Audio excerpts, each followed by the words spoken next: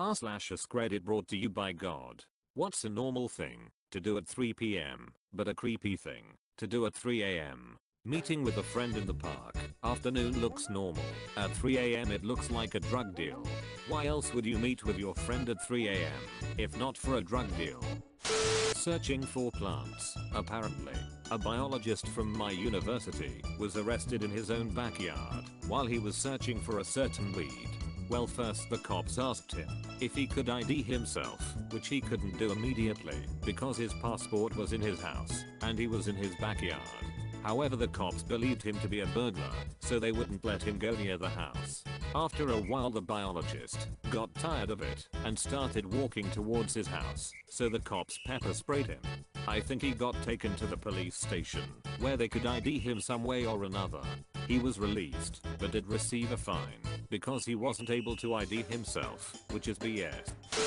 Play the organ. 3 p.m. Church service. 3 a.m. Possessed by demons.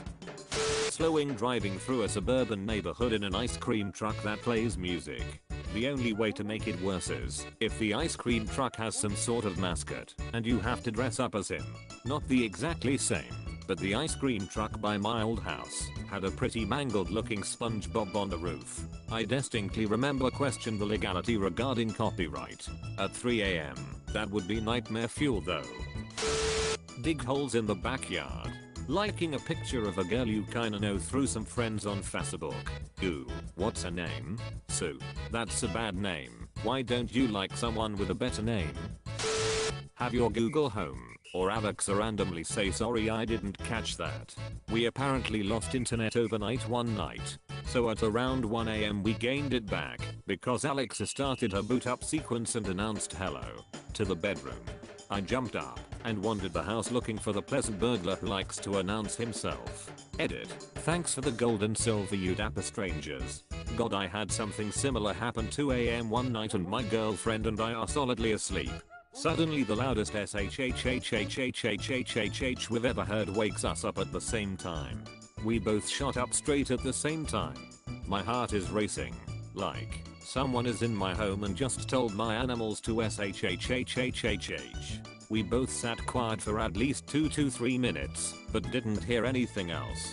All this time I'm looking around trying to find a weapon and end up with a wooden dowel that was in the bedroom. My girlfriend crawls to the side of the bed and I start sneaking around the house.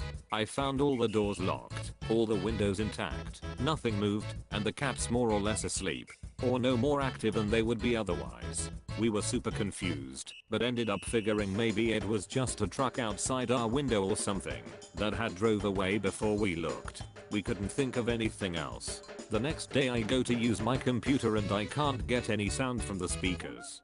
Turns out my sound card blew in the middle of the night and caused the sound to come through my speakers before it died. Or at least that's my best guess now. Scary stuff.